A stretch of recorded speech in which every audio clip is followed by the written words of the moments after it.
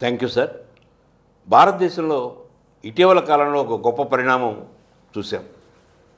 యువత, జంజీ యువత ఢిల్లీలో జంతర్ మంతర్లో వేలాది మంది చేరి భారతదేశంలో విద్యా సంస్కరణ రావాలి, నీట్ పరీక్షలు సక్రమంగా జరగాలి, తప్పు చేసిన వాళ్ళని శిక్షించాలి అని దాదాపు 30 రోజుల పాటు అక్కడ నిరాహార దీక్ష చేయటం, లేక దీక్షలో యువత పాల్గొనటం చాలా గొప్ప పరిణామం. ఆ యువతను చూస్తే వారు middle class, above middle class నుంచి వచ్చిన వాళ్ళుగా కనపడుతున్నారు, ఉన్నత విద్యని అభ్యసిస్తున్న వాళ్ళుగా కనపడుతున్నారు. సిబిఐకి, ఈడీకి, ఐటీకి భయపడాల్సిన పరిస్థితిలో లేని వాళ్ళుగా కనపడుతున్నారు. అందువలన అది చాలా విజయవంతమైంది. దానికి సోనం వాంగ్చుక్ లాంటి వాళ్ళు పూర్తిగా మద్దతు ఇవ్వటం, ఈ గొప్ప పరిణామం ముందుకెళ్ళి సత్ఫలితాలను ఇస్తున్న ఈ పరిస్థితుల్లో భారతదేశంలో భవిష్యత్తులో యువత అనేక సమస్యలపై ఇలాగే ముందుకొస్తే బాగుంటుందని నా ఆశ.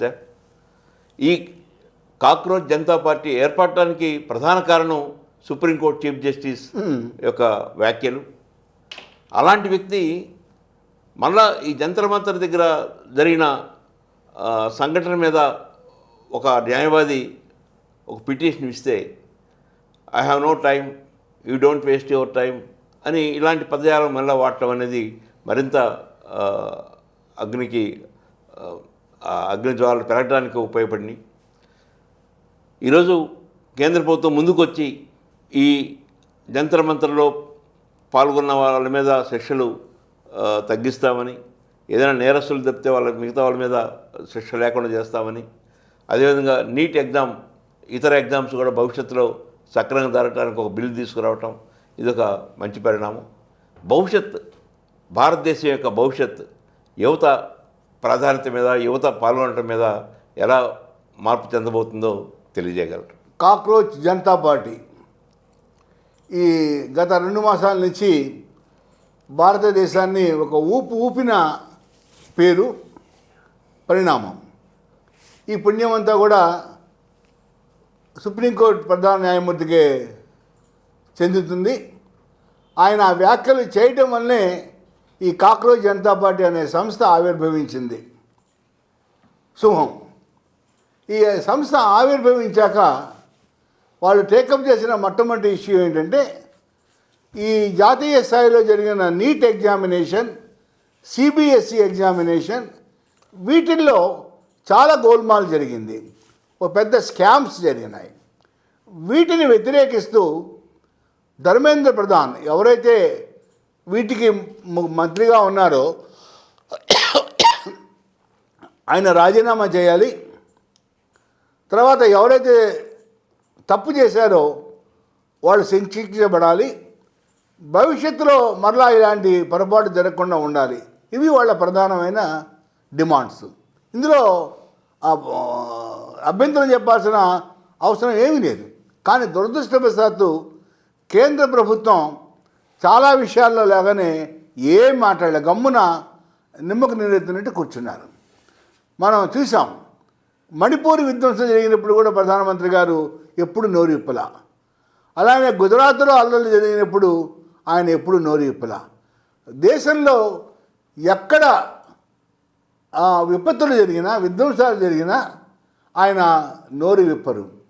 అదే విధానాన్ని ఇక్కడ కూడా ఆయన కొనసాగించారు. ఏం మాట్లాడరు, ఎవరు మాట్లాడరు. సోషల్ మీడియాలో భారతీయ జనతా పార్టీకి అనుకూలంగా ఉన్న సోషల్ మీడియా వారియర్స్ ఈ కాక్రోచ్ జనతా పార్టీ యొక్క ఉద్యమాన్ని విమర్శిస్తూ, హేళన చేస్తూ చాలా ఘోరాతిఘోరంగా బదనాం చేశారు. వీళ్ళందరికీ విదేశాల నుంచి డబ్బు వస్తుంది, వీళ్ళందరూ హిందువులకు వ్యతిరేకులు, యాంటీ నేషనల్స్, మోడీకి వ్యతిరేకులు, ఇలాగ ఎన్నెన్నో చేశారు. వీటిల్లో ఒక 2000 మంది 1500 మందో గూండాలు, నేర చరిత్ర కలిగిన వాళ్ళు ఈ ఉద్యమంలో పాల్గొన్నారని చాలా అభియోగాలు చేశారు. ఇవాళ భారత పార్లమెంట్లో, లోక్సభలో 543 మంది లోక్సభ సభ్యులుంటే 46% మంది నేర చరిత్ర కలిగిన వాళ్ళే. అంటే 50% లోక్సభ సభ్యులే నేర చరిత్ర కలిగిన వాళ్ళు ఉంటే, చట్టసభల్లోనే ఉంటే 1,00,000 మంది పోగైన దగ్గర వాళ్ళకి సంబంధం లేదు, వాళ్ళకి తెలియకుండా 1000 మందో 1500 మందో గూండాలో నేరా చరిత్ర కలిగిన వాళ్ళు దూరారు. ఈ దూర్చడంలో ఎవరు దూర్చారనేది కూడా ఎవరికి తెలియదు. రాజకీయ పార్టీలు దూర్చారా లేకపోతే పాలక వర్గాలు దూర్చారో కూడా ఎవరికి తెలియదు. కానీ వాళ్ళని అడ్డం పెట్టుకొని వాళ్ళని బదనాం చేసి ఇవాళ వాళ్ళ మీద అరెస్టులు కూడా చేస్తూ ఉన్నారు, మనం చూస్తున్నాం. బీహార్లో AK-47 ఉపయోగించారు. నిన్న ప్రధానమంత్రి గారు వాళ్ళందరినీ నేను క్షమించేస్తున్నాను, వాళ్ళు నా బిడ్డలతో సమానం అని కూడా చెప్పారు. కేవలం ఆ ప్రకటన చేయడం ఆయన్ని మనం అభినందించాలి, ఆయనకి ధన్యవాదాలు చెప్పాలి. కానీ అంతటితో సరిపోదు. ఆయన ఒకవైపు ఆ మాట చెప్తూ మరొకవైపు అరెస్టులు జరుగుతూ ఉంటే అది ధర్మం కాదు, న్యాయం కాదు. ఫెయిర్నెస్ ఉండాలి. వాళ్ళ కేంద్ర ప్రభుత్వం కూడా అన్ని రాష్ట్ర ప్రభుత్వాలకి నేర చరిత్ర లేని ఆందోళనకారులను అరెస్ట్ చేయవద్దని చెప్పాలి. చెప్పకపోతే ప్రధానమంత్రి గారి క్షమా ప్రకటనకు అర్థము ఉండదు, గౌరవం ఉండదు. ఇది కాక్రోచ్ జనతా పార్టీ ఈ ఉద్యమం దాని వరకు. దీనివల్ల ఎఫెక్ట్ ఏమిటి? బ్రహ్మాండంగా ఉండబోతుంది. కాక్రోచ్ జనతా పార్టీ వాళ్ళ ఎంత పేరు వచ్చిందంటే, ఎవరు రాజకీయ పార్టీలుకి చేతకాని విషయాన్ని కూడా కాక్రోచ్ జనతా పార్టీ సాధ్యం చేసింది. అదేంటంటే మనకు తెలుసు, గత 12 ఏళ్ల నుంచి భారతదేశంలో అన్ని రాజకీయ పార్టీలు including the grand old party Congress party కూడా ఘోరాతి ఘోరంగా విఫలమైంది. ప్రజా సమస్యల మీద ప్రభుత్వాన్ని నిలదీస్తున్నారు కానీ ప్రభుత్వం మెడని వంచలేకపోతున్నారు. ఆ పనిని కాక్రోచ్ జనతా పార్టీ చేసిందనే పేరు వాళ్ళకు వచ్చింది. ఇవాళ వాళ్ళ అంటే ఒక గొప్ప ఆదరణ ప్రజల్లో కూడా వచ్చింది. ఇది ఎక్కడి దాకా పోయిందంటే జన్జీ నుంచి జన్ ఆల్ఫా దాకా పోయింది. ఏమిటి జన్ ఆల్ఫా అంటే 2010 తర్వాత పుట్టిన వాళ్ళని జన్ ఆల్ఫా అంటారు. అంటే 14-15 సంవత్సరాలు కలిగిన స్కూల్ పిల్లల్ని జన్ ఆల్ఫా, జనరేషన్ ఆల్ఫా అంటాం. మనం ఉత్తరప్రదేశ్లో ప్రారంభమైంది ఉద్యమం జన్ ఆల్ఫా. ఏమిటి వాళ్ళు అడుగుతున్నది?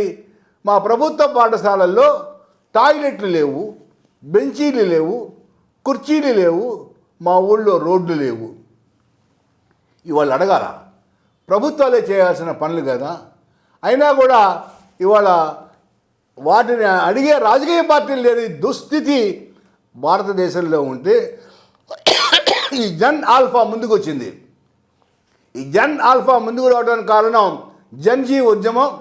నేనైతే కోరుకుంటున్నాను, దేశంలో రాజకీయ పార్టీలు, అది కాంగ్రెస్ కావచ్చు, కమ్యూనిస్ట్ కావచ్చు, తెలుగుదేశం కావచ్చు, జనసేన కావచ్చు, డిఎంకే కావచ్చు, ఏదైనా కావచ్చు, వీళ్ళందరూ చేసినా చేయకపోయినా ఇవాళ ఈ పిల్లలు, మనకి పిల్లలు తెచ్చిన చల్లని రాజ్యం సినిమా ఉంది, అలానే ఈ జన్ ఆల్ఫా లాంటి పిల్లలు, జన్జీ లాంటి యువకులు నడుము బిగించి దేశంలో ఉన్న ఈ సామాజిక ఆర్థిక సమస్యల మీద పోరాడాలని కోరుకుంటున్నాను, పోరాడతారని ఆశిస్తున్నాను.